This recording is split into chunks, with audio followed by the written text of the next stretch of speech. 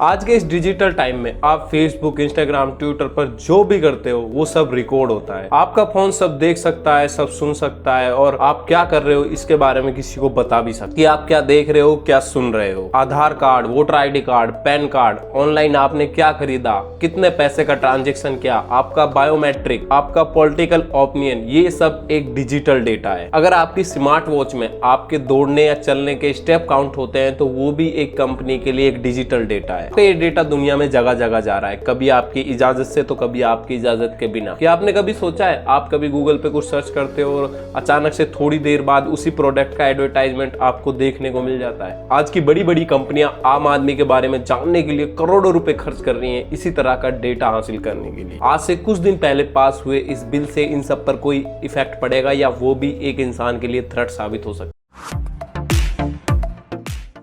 देश में करीब 90 करोड़ लोग इंटरनेट से जुड़ चुके हैं और जो आज हम फोन यूज करते हैं उसमें इंटरनेट है और उनमें हम जो सोशल मीडिया एप्स का यूज करते हैं उन्हीं का हमारे खिलाफ एक वेपन्स की तरह इस्तेमाल किया जा सकता है। आपने ऐसे बहुत से सुसाइड केस सुने होंगे, ऐसे थ्रेट सुने होंगे जो सोशल मीडिया के थ्रू दिए गए हों और उनसे लोग इतने खतरनाक इंसिडेंट लिए हैं कि डाटा सिक्योरिटी आपकी जिंदगी में आपके खजाने की रक्षा करना जैसा है। आप उन चीजों को इमेजिन कीजिए जो आप दिन भर सोशल मीडिया पे करते हो। फोटो शेयर करना, सामान खरीदना, दोस्तों के साथ बातचीत करना, ये आपके टॉप सीक्रेट्स हो सकते हैं, इन्हें कोई जानना चाहता है। ये सब इंफॉर्मेशन का एक जाल होता है, ब्रांड क्रैप की तरह। आपने कभी सोचा है अगर किसी को आपके सीक्रेट पता चल जाए, वो आपको ब्लैकमेल कर सकता है, आपसे पैसे लूट सकता है, वो आपके बिजनेस में झांक सकता है और आपको थ्रेट दे सकता है। एक एग्जाम्पल से समझते हैं कि आप सोशल मीडिया पर क्या करते हैं। आप किसी से बात करते हो, आप किसी को ऑडियो वीडियो शेयर करते हो, आप किस जगह पर खड़े हो, ये सारी इंफॉर्मेशन बड़ी बड़ी कंपनियों के पास होती है। अगर इस इंफॉर्मेशन का गलत इस्तेमाल किया जाए तो इन बड़ी बड़ी कंपनियों पर हमेशा डेटा चोरी करने या डेटा को लीक करने के एलिगेशन लगते रहे हैं और इन्होंने इस डेटा को बहुत बड़े अमाउंट में बेचा भी है। ज्यादातर ये कंपनियां इस डेटा का इस्तेमाल आप लोगों को एड दिखाने के लिए करती है और अपने यूजर्स को टारगेट करती है। कई एप्स तो आपकी बगैर इजाजत के आपके डेटा को निकालने में लगे हुए हैं। अमेरिका में फेसबुक पर एलिगेशन लगे थे कि उन्होंने प्रेसिडेंट्स के इलेक्शन में लोगों को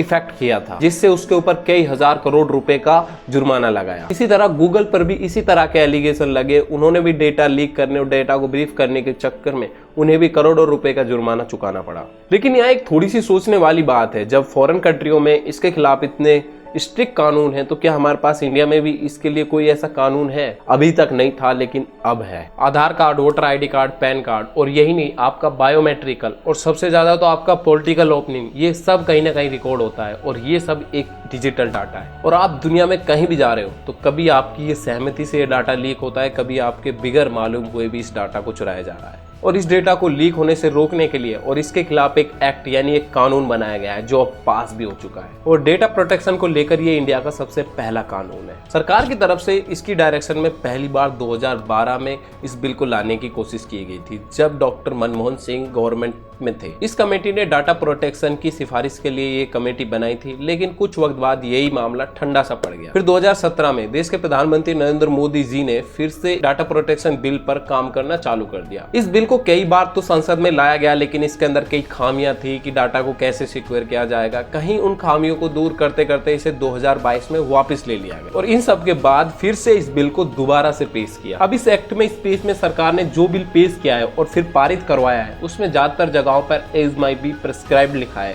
माने जैसे कि डिटरमाइन किया जाएगा और गौर किया जाएगा। कुछ चीजें तय नहीं है, कुछ चीजें बाद में तय होंगी, फिर भी इसे एक कानून की शक्ल देने की कोशिश हो रही है। सेंट्रल मिनिस्टर अश्विनी वैष्णव ने कहा था कि इस बिल को लाने से पहले बहुत से सुझाव लिए गए हैं, उसके बाद ही इस बिल को संसद में पेश किया गया है। उन्होंने दावा किया कि 48 ऑर्गेनाइजेशनों ने और 39 मिनिस्टर्स ने इस पर डिटेल से बात की है और उनमें अश्विनी वैष्णव ने जो बातें कही वो कुछ जिस उद्देश्य के लिए डेटा लाया जाए उसी के उद्देश्य के लिए उसका इस्तेमाल हो। किसी काम के लिए अगर डेटा लिया जा रहा है तो उतना ही लिया जाए जितना जरूरी हो। जितने समय के लिए डेटा जरूरी है उससे ज्यादा समय तक प्लेटफॉर्म ना रखें। डेटा लेने के बाद सुरक्षा की जिम्मेदारी सवारी की नहीं, संबंधित प्लेटफॉर्म या संस्थान की होगी। अगर किसी संस्थान से डेटा सुरक्षा में चूक होगी तो वो कोर्ट के बजाय डेटा प्रोटेक्शन बोर्ड के पास जाएगा। अगर इस कानून की फेस वैल्यू को देखें तो इस कानून में कुछ भी ऐसा गलत नहीं लग रहा है, फिर भी कंट्रोवर्सी क्यों?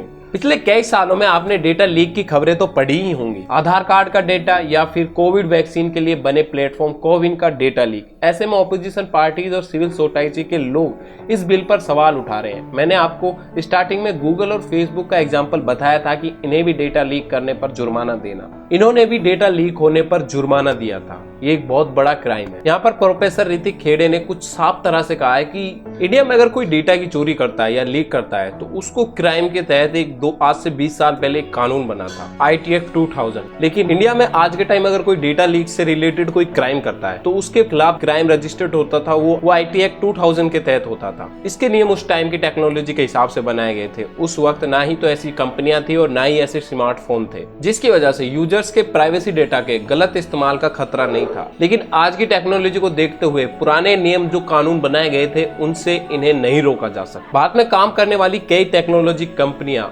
सर्विस प्रोवाइडर यूजर्स के डाटा को भारत से बाहर स्टोर करती हैं और इसका इस्तेमाल अपने फायदे के लिए करती हैं। पिछले कुछ सालों में इंडिया ने इंडियन यूजर्स के डेटा को ध्यान रखते हुए, इनकी सिक्योरिटी को ध्यान रखते हुए बहुत सी एप्लीकेशंस पर बैन लगाया था, क्योंकि इन एप्स के सर्वर भारत में नहीं थे और इनसे जो इंडिया का डेटा था वो बाहर जा रहा था। इन एप्स की मेन कंपनियों के हेडक्वार्टर चीन के अंदर। ऐसे में इंडियन यूजर्स के डाटा के गलत इस्तेमाल होने के चांस बहुत ज्यादा बढ़ जाते हैं। इन्हीं सब केसेस को देखते हुए इंडियन सिटीजन्स के कुछ राइट्स हैं, उन्हीं राइट्स को देखते हुए इसके लिए एक बिल लाया गया था, डाटा प्रोटेक्शन बिल। इसे कई बार लाया गया लेकिन इसे वापस भी ले लिया गया। लेकिन यहाँ भी कई ऑब्जेक्शन उठाए गए कि इसे हमारी सिक्योरिटी के नाम पर कहीं हमारे साथ कोई गलत इस्तेमाल तो नहीं किया जाएगा। लेकिन इस बिल पर डाउट था कि कहीं सिक्योरिटी के मामले में हमारी प्राइवेसी कोई खतरा ना हो जाए। और इस बिल का इतना विरोध, सबसे बेसिक सा सवाल तो यही है कि डेटा होता क्या है। आप और हमारी जो जानकारी होती है, इस डिजिटल युग में हमारी जानकारी कहीं ना कहीं रिकॉर्ड होती है। जैसे हम फेसबुक यूज करते हैं, इंस्टाग्राम, ट्विटर, इन सब पर हमारी जो एक्टिविटीज होती हैं, हमारा फोन इन सब चीजों को सुन सकता है। हमारा फोन हमारे बारे में हमसे ज्यादा जानता है। हम क्या सुन रहे हैं, क्या शेयर कर रहे हैं, किस चीज को लाइक कर रहे हैं, किस चीज को डिसलाइक करते हैं, ये सब चीजें वो सुनता है और ये वो किसी और को भी बता सकता है। दरअसल एक्ट के एक क्लोज में 17(2)A में पब्लिक ऑर्डर बनाने या किसी भी और कॉग्निजेबल क्राइम को रोकने जैसे हालात में केंद्र सरकार आपके डेटा को एक्सेस कर सकती है। यानी इन हालातों में इंडियन गवर्नमेंट पर ये कानून काम ही नहीं करेगा और इसके बारे में कोई सिचुएशन भी नहीं बताई है कि ये किस सिचुएशन पर ज्यादातर लागू नहीं होगा और कुछ तय भी नहीं है कि पब्लिक ऑर्डर किस बात से खराब हो सकता है और कहां पर इस बिल का यूज नहीं किया जाएगा। इसलिए देश की सुरक्षा खतरे में है या नहीं, इसीलिए ऑपोजिशन पार्टियों ने RTI के तहत